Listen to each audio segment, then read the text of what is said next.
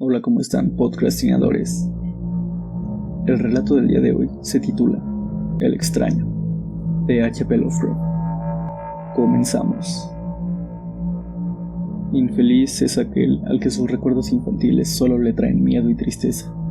Desgraciado aquel que vuelve la mirada hacia horas solitarias, en vastos recintos de cortinados marrones y alucinantes hileras de antiguos volúmenes, hacia pavorosas vigilias en la sombra de los árboles, tan grotescos y cargados de enredaderas, que agitan silenciosamente en las alturas sus retorcidas ramas.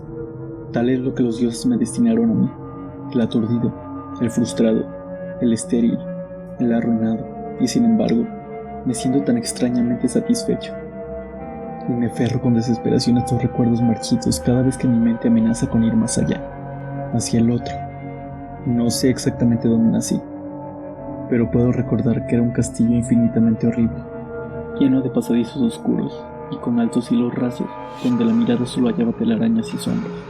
Las piedras de los agrietados corredores estaban siempre odiosamente húmedas, y por doquier se percibía un olor maldito, como pilas de cadáveres de generaciones muertas. Jamás había luz, por lo que solía encender velas, y me quedaba viéndolas fijamente en busca de alivio. Tampoco afuera brillaba el sol, ya que las terribles arboledas se elevaban por encima de la torre más alta. Una sola, una torre negra, sobrepasaba el ramaje y salía al cielo abierto. Pero estaba casi en ruinas, y solo se podía ascender a ella por un escaparado muro poco menos que imposible de escalar. Debo haber vivido años en ese lugar, pero no puedo medir el tiempo. Algunos seres vivos debieron haber atendido a mis necesidades, y sin embargo tampoco puedo recordarlos. Supongo que cualquiera que me haya cuidado debió haber sido asombrosamente viejo, puesto que mi primera representación mental de alguna persona viva era algo muy semejante a mí, solo que retorcido y marchito, como lo era el castillo. Para mí ya no tenía nada de grotesco los huesos y los esqueletos esparcidos por las criptas de piedra. En mi fantasía asociaba estas cosas con los hechos cotidianos y los hallaba más reales que las figuras en colores de seres vivos que veía en muchos libros mohosos. En estos libros aprendí todo lo que sé. No necesité ningún maestro, nadie que me guiara. No recuerdo haber escuchado en todos estos años alguna voz humana, ni siquiera la mía, ya que si bien había leído acerca de la palabra hablada, nunca se me ocurrió hablar en voz alta. Mi aspecto era asimismo una cuestión ajena a mi mente, ya que no había espejos en el castillo y me limitaba, por instinto, a verme como un semejante de las figuras juveniles que veía dibujadas en los libros. Tenía conciencia de la juventud a causa de lo poco que recordaba. Afuera, tendido en el putrido foso, bajo los árboles tenebrosos y mudos, solía pasarme horas enteras soñando lo que había en los libros. Añoraba verme entre gentes alegres, en el mundo soleado de Allende de la Floresta. Una vez traté de escapar al bosque, pero a medida que me alejaba del castillo, las sombras se me hacían más densas y el aire más impregnado de crecientes temores. Así que corrí frenéticamente por el camino andado, no fuera a extraviarme en un laberinto de lúgubre silencio. Y así, a través del crepúsculo sin fin, soñaba y esperaba, aun cuando no supiera qué. Hasta que en mi negra soledad, el deseo de luz se hizo tan frenético que ya no pude permanecer inactivo. Mis manos suplicantes se elevaron hacia esa única torre en ruinas, y por fin me decidí a escalar la torre, aunque me cayera, ya que mejor era vislumbrar un instante de cielo y perecer, que vivir sin haber contemplado jamás el día. A la húmeda luz crepuscular, subí los vetuosos peldaños de piedra hasta llegar al nivel donde se interrumpían. De ahí en adelante, trepando por pequeñas entrantes donde apenas cabía un pie, seguí mi peligrosa ascensión.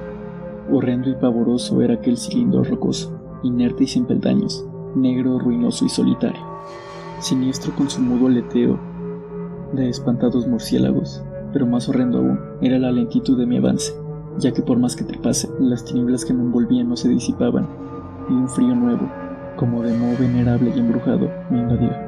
Tiritando de frío me preguntaba por qué no llegaba la claridad, y de haberme atrevido, habría mirado hacia abajo. Percibí que la noche había caído de pronto sobre mí, y en vano tanteé con la mano libre en busca del antepecho de alguna ventana por la cual espiar hacia afuera, para calcular la altura a la que me encontraba. De pronto, al cabo de una interminable y espantosa ascensión a ciegas por aquel precipicio cóncavo y desesperado, sentí que la cabeza tocaba algo sólido. Supe entonces que debía haber ganado terraza, o cuando menos alguna clase de piso. Alcé la mano libre y en la oscuridad palpé un obstáculo, descubriendo que era una piedra inamovible.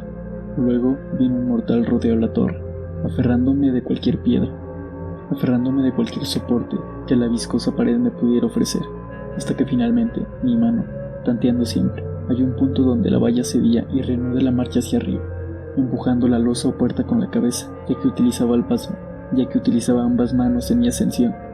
Arriba no apareció luz alguna, y a medida que mis manos iban más y más alto, supe por un momento que mi ascensión había terminado, ya que la puerta daba una aventura que conducía a la superficie plana de piedra, de una mayor circunferencia a la torre inferior, sin duda el piso de alguna elevada y espaciosa cámara de observación.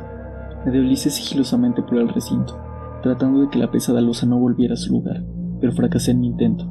Mientras yacía exhausto sobre el piso de piedra, oía el alucinante eco de su caída, pero con todo tuve la esperanza de volver a levantarla cuando fuese necesario.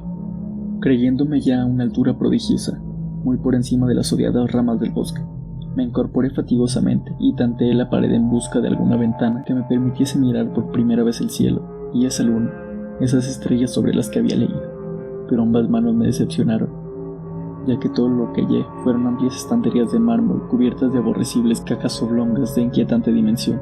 Más reflexionaba y más me preguntaba qué extraños secretos podría albergar aquel recinto, construido a tan inmensa distancia del castillo subyacente. De pronto mis manos tropezaron inesperadamente con el marco de una puerta, del cual colgaba una plancha de piedra, de superficie rugosa a causa de las extrañas incisiones que la cubrían. La puerta estaba cerrada, pero haciendo un supremo esfuerzo superé todos los obstáculos y la abrí hacia adentro. Hecho esto, me invadió el éxtasis más puro jamás conocido, a través de una ornamenta vieja de hierro, y al extremo de una corta escalinata de piedra que ascendía desde la puerta recién descubierta, brillando plácidamente todo su esplendor, estaba la luna llena, a la que nunca había visto antes, salvo en sueños y en vagas visiones que no me atrevería a llamar recuerdos. Seguro que ahora había alcanzado la cima del castillo. Subí rápidamente unos pocos peldaños que me separaban de la verja, pero en eso una nube tapó la luna haciéndome tropezar, y en la oscuridad tuve que avanzar con mayor lentitud. Estaba todavía muy oscuro cuando llegué a la verja. La hallé tras un cuidadoso examen, pero no la quise trasponer por temor a precipitarme desde la increíble altura a la que había alcanzado. Luego volvió a salir la luna. De todos los impactos imaginables, ninguno tan demoníaco como el de lo insondable, y grotescamente inconcebible.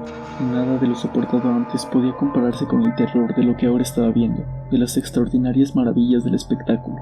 El panorama en sí era tan simple como asombroso, ya que consistía meramente en esto: en un lugar de una impresionante perspectiva, de copas de árboles vistas desde una altura imponente, se extendía a mi alrededor, al mismo nivel que la verja, nada menos que la tierra firme, separada en compartimentos de diversos por medio de lajas de mármol y columnas, sombreada por una antigua iglesia de piedra, cuyo devastado capitel brillaba fantasmagóricamente a la luz de la luna. Medio inconsciente, abrí la verja y avancé bamboleándome por la senda de grava blanca, que se extendía en dos direcciones. Por aturdida y caótica que estuviera mi mente, persistía en ella el frenético anhelo de luz. Ni siquiera el pasmoso descubrimiento de momentos antes podía detenerme. No sabía ni me importaba si mi experiencia era una locura, enajenación o magia, pero estaba resuelta a ir en pos de la luminosidad y alegría a toda costa. No sabía quién o qué era yo, ni proseguía mi tan valiente marcha, ni cuáles podían ser mi ámbito o circunstancias. Sin embargo, a medida que proseguía tan valiente mi marcha, se insinuaba en mí una especie de tímido recuerdo latente, que hacía mi avance no del todo fortuito, sin rumbo fijo por el campo abierto, unas veces sin perder de vista el camino, otras abandonándolo para internarme, lleno de oscuridad, por las praderas en las que solo alguna ruina ocasional revelaba la presencia, en tiempos remotos, de una senda olvidada. En un momento dado tuve que cruzar a nado un rápido río cuyos restos de mampostería gritada y mohosa hablaban del puente que mucho tiempo atrás había desaparecido. Habían transcurrido más de 2 horas cuando llegué a lo que aparentemente era mi meta, un venerable castillo cubierto de hiedras, enclavado en una gran parte de la espesa arboleda, de alucinante familiaridad para mí y sin embargo lleno de intrigantes novedades. Vi que el foso había sido rellenado y que varias de las torres que yo conocía estaban demolidas al mismo tiempo que se erguían nuevas alas que confundían al espectador. Pero lo observé con el máximo interés y deleite. Fueron las ventanas abiertas, inundadas de esplendorosa claridad, y enviaban al exterior ecos de la más alegre de las francachelas. Adelantándome hacia una de ellas, miré en el interior y vi un grupo de personas extrañamente vestidas, que departían entre sí con gran jarana, Como jamás había oído una voz humana, apenas si podía adivinar vagamente lo que decían. Algunas caras tenían expresiones que despertaban en mí remotísimos recuerdos, otras eran absolutamente ajenas.